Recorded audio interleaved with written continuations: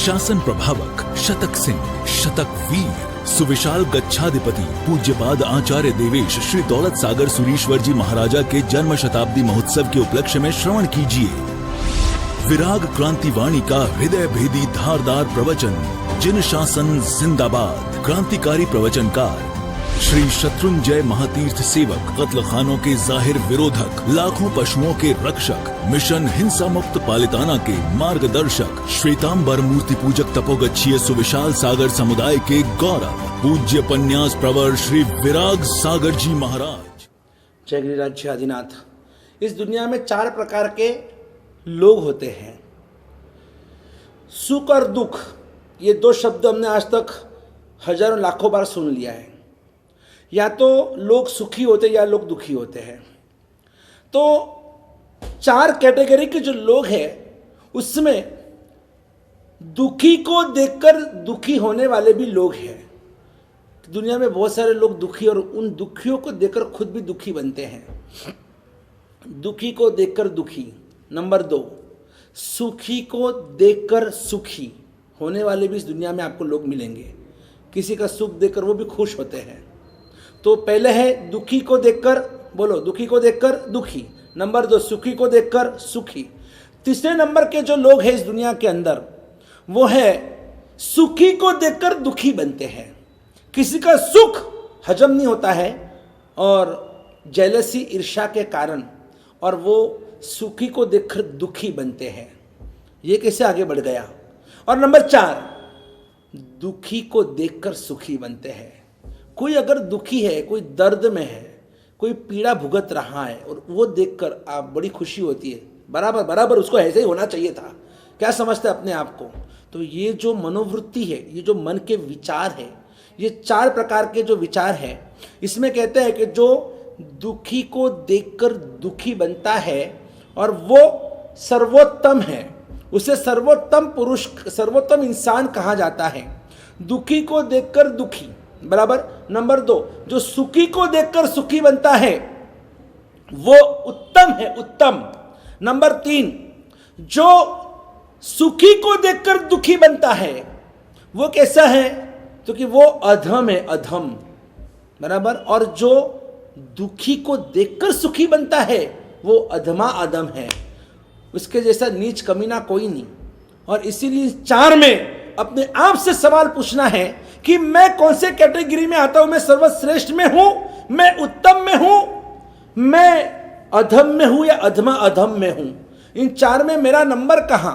मैं दुखी को देखकर दुखी बनता हूं क्या, सवाल। मैं सुखी को देखकर सुखी बनता हूं, सवाल। मैं सुखी को देखकर दुखी बन रहा हूं, सवाल।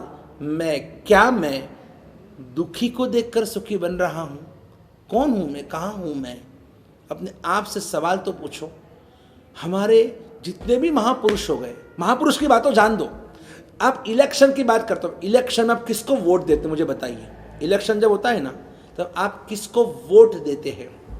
सीधी बात है कि आप उसी को वोट देंगे जो आपके लिए कुछ करना चाहता है, जो आपके फायदे की बात करे, आपको सुखी बनाने की बात करे, आपके लिए मर मिटने की बात करे। वो खुद का नहीं देखता है, वो सिर्फ उसे प्रजा दिखती है, उसे सिर्फ और सिर्फ उसे अपने जो भी आसपास के जो लोग होते हैं, या फिर वो चाहे वो गली के हो, क्या ये एरिया के हो, वो नगर के हो, वो किसी तालुका के हो, जिले के हो, एक राज्य के हो या देश के हो, और उसी मुताबिक धीरे धीरे उसका विकास होता है। कॉरपोरेटर, नगर सेवक, जो कहते हैं नगर सेवक से आगे बढ़ेगा, फिर वो जिस तरह से इलेक्शन की पद्धति है, बराबर है, लोकसभा, राज्यसभा, उसके बाद फिर लास्ट में वो पीएम तक पहुंचना है। तो पीएम तक ऐसे लोग नहीं पहुंचते हैं।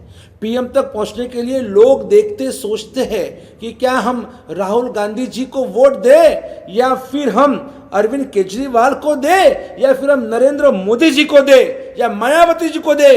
ये जो भी इलेक्शन में खड़े होते हैं ना, तो इन सभी को तभी वोट दिया जाता है।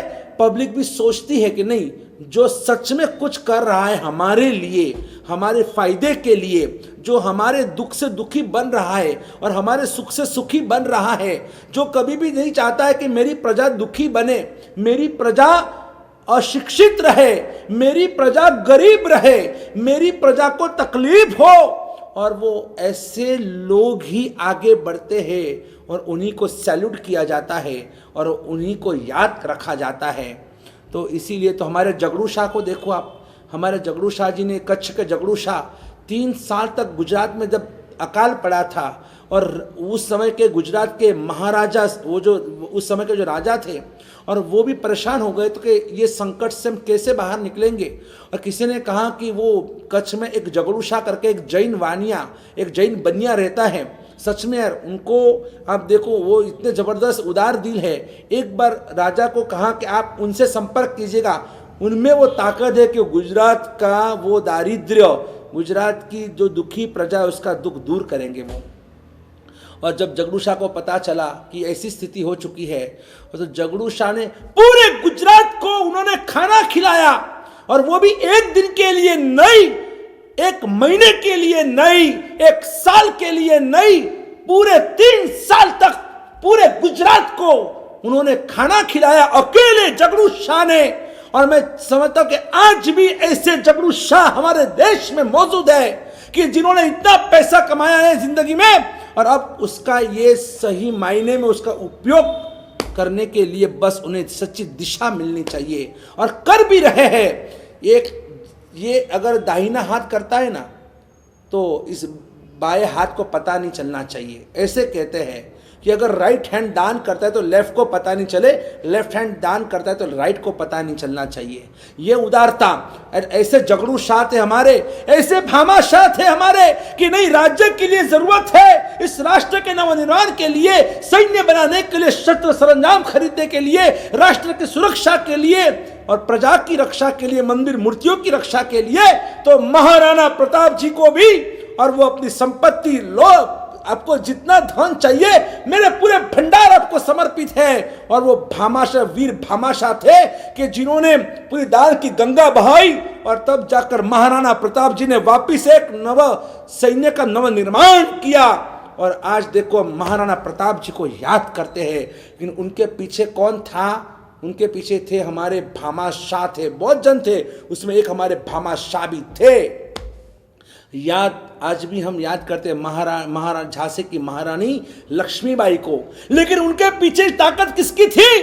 वो अमरचंद बाठिया हमारे जैन श्रेष्ठी थे कि जिन्होंने महारानी लक्ष्मीबाई को जब भी उनको पैसे की दिक्कत आई तब दान की गंगा बहाई। और आज भी हम उन अमरचंद बाठिया को याद करते हैं, आज भी हम वो टोडरमल जी को याद करते हैं कि जिन्होंने गुरु गोविंद सिंह जी के 2 पुत्रों की समाधि के लिए उन्होंने सोना मोर से लचपच पूरी जमीन उन मुगलों से खरीदने के लिए जो उन्होंने शर्त रखी थी मुगलों ने, और वो टोडरमल जी ने पूरी जमीन के ऊपर सोना बिछा दिया कि जहां तक भी आप सोना बिछाएंगे वो जमीन हम आपके बेटों के इस समाधि के लिए हम दे सकते हैं। और वो टोडरमल जी ने और गुरु गोविंद सिंह जी के 2 पुत्रों की समाधि के लिए अपना पूरा सब कुछ उन्होंने न्यौछावर कर दिया। और तब जाकर देखो, ये ऐसी भक्ति करने वाले हमारे जैन श्रेष्ठियों को हम नमन और वंदन करते हैं। बस मुझे इतना ही कहना है आपको, दुखी को देखकर दुखी बनना सीखो और सुखी को देखकर सुखी बनना सीखो, लेकिन जिंदगी में कभी भी नहीं, नेवर किसी सुखी को देखकर दुखी मत बनना और दुखी को देखकर सुखी मत बनना। ये पाप कभी मत करना और ऐसा अनर्थ कभी मत करना। आपका पापानुबंधी पाप का नव निर्माण होगा। आप बहुत दुखी बनेंगे भविष्य में। अगर आपने लास्ट की 2 कैटेगरी को अगर जीवन में अगर आपने अमल किया तो कभी मत करना। दुखी को देखकर सुखी कभी मत बनना और सुखी को देखकर दुखी कभी मत बनना। बनना है तो क्या बनेंगे? बोलिए, क्या बनेंगे? दुखी को देखकर दुखी बनो, सर्वश्रेष्ठ इंसान है वो, और सुखी को देखकर सुखी बनो, उत्तम इंसान है। दुखी को देखकर दुखी, और ये जो भी राज्य व्यवस्था में देखो, कोई दुखी ना हो और अगर कोई दुखी है तो वो दुख हमें लगता कि नहीं, उसका प्रॉब्लम मेरा प्रॉब्लम है, हमारी प्रजा को कोई तकलीफ ना हो। और इसीलिए तो हमारे हिंदुस्तान में बहुत सारी हेल्पलाइन बनी हुई है। देखो, अगर कोई भी प्रॉब्लम आए तुरंत हम 100 हम लगाते हैं भाई, 100 100। ये फ़ोन किसको लगेगा? पुलिस स्टेशन में लगेगा। कभी भी पुलिस को बुलाना है, पुलिस का कोई भी आपको अगर पुलिस का काम है, आप 100 डायल करो तो पुलिस आ जाएगी। अगर आपको कहीं आग लगी हुई है तो आग लगी तो उसकी हेल्पलाइन नंबर क्या है? 101 101 नंबर डायल करो तो फायर ब्रिगेड वाले तुरंत आ जाते हैं। अगर समझ लो किसी को अगर तबीयत में कोई प्रॉब्लम आ गई तो 103 नंबर या 108 नंबर ये एम्बुलेंस के लिए रखा गया है। अगर समझ लो अगर किसी को अटैक का प्रॉब्लम आ गया, इसके लिए आईसीयू एम्बुलेंस होती है कि अंदर ही सभी ट्रीटमेंट उनको मिलती है। एक सादी एम्बुलेंस होती है, एक आईसीयू एम्बुलेंस। 104 नंबर अगर आपने लगाया, डायल किया तो आईसीयू एम्बुलेंस आपके लिए हाजिर हो जाती है। और अगर आपको और कुछ याद नहीं है, कोई हेल्पलाइन नंबर याद नहीं है, आप 112 नंबर 112 ये 112 नंबर आप याद रखिएगा। और कुछ आपको याद नहीं है, 112 नंबर पर आपको जो भी प्रॉब्लम है वो सब सॉल्यूशन के लिए 112 नंबर आप खुद कभी चेक करना, आपको पता चल जाएगा। अगर रेलवे प्रॉब्लम है, रेलवे प्रॉब्लम, उसके लिए 133 ये हेल्पलाइन नंबर गवर्नमेंट की तरफ से हमको मिली हुई सब हेल्पलाइन से।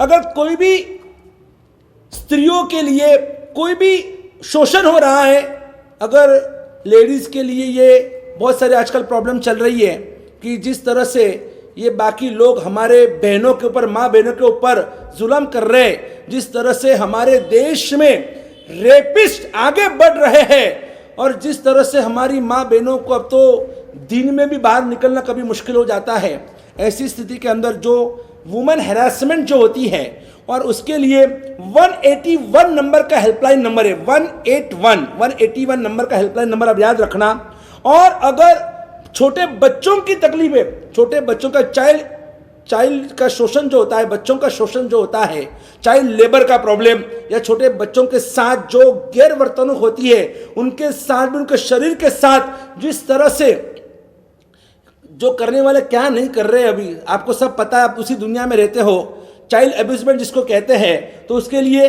1098 1098 ये नंबर है, हेल्पलाइन नंबर बच्चों की सुरक्षा के लिए।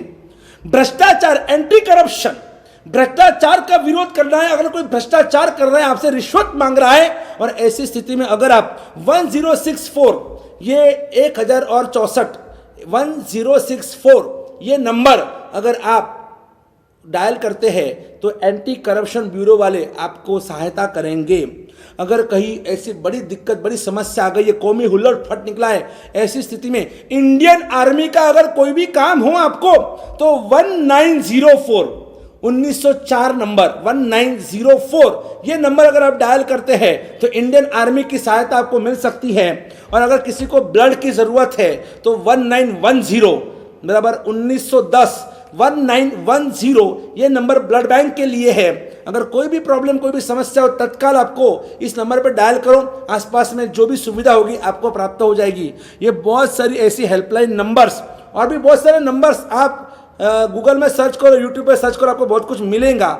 लेकिन हमने इसी को देखकर ही, और ये एक हेल्पलाइन का हमने सोचा है कि आपके लिए एक ऐसी हेल्पलाइन हम भी बनाएं। और देखो, आज देखते आज 3 तारीख, आज तीसरा दिन है, और ये ऐसा नंबर आपके लिए हमारे कार्यकर्ताओं ने सुझाव किया, और आपके लिए एक ऐसा नंबर कि आप उस नंबर को कभी भी आप भूल नहीं सकते हो। 778888 7711 कैसा नंबर है, आप याद रख सकते हैं। आगे पीछे 7777, बीच में 8888, लास्ट में 11 और 22। तो ये पूरा नंबर है 7788887711 7788887722। तो ये जो अभी फिलहाल ये हेल्पलाइन नंबर चालू है, और भविष्य में कोई ऐसा भी एक छोटा सा यूनिक नंबर, जब हम इसमें बहुत आगे बढ़ेंगे और हर तरह से हमें भी तन मन धन से सहाय करने वाले और ऐसे हमको भी कार्यकर्ता और दानवीर हमें मिलेंगे, तब वो भी एक ज़बरदस्त वो हमारा आगे का फ्यूचर प्लानिंग है। कि पूरा हमारा एक रक्षालय हम नवनिर्माण करें और उसी के माध्यम से हम आप सभी को हम सहायक बने, आप सभी की सेवा के लिए हमारी पूरी टीम रात दिन आपके लिए तत्पर बने। आपकी सुरक्षा, आपको संस्कारित करना, आपको शिक्षण देना, आपको समृद्ध बनाना, आपको सम्यक्त्वी बनाना, आपको चुस्त धर्मी बनाना, आपको चुस्त राष्ट्र भक्त बनाना, आपको चुस्त मातृपितृ भक्त बनाना, पर्यावरण प्रेमी बनाना। और इसी के लिए बस हमारा प्रयत्न, हमारी कोशिश आगे बढ़ती रहेंगी, चलते रहेंगी। इसी मंगल कामना के साथ आज आपको 36 अनुष्ठान क्या है वो आपको सुनना है, वो आपको समझना है, उसमें आपको तन मन धन से उसमें भी आपको जुड़ना है। बाकी अधिकार अगले वर्तमान। जय गिरिराज, जय आदिनाथ। बोलो हमारा बालासी महावीर स्वामी भगवान की जय हो। बोलो वर्तमान गच्छाधिपति आश्रम दौलत सागर सुरेश्वर जी महाराज की जय।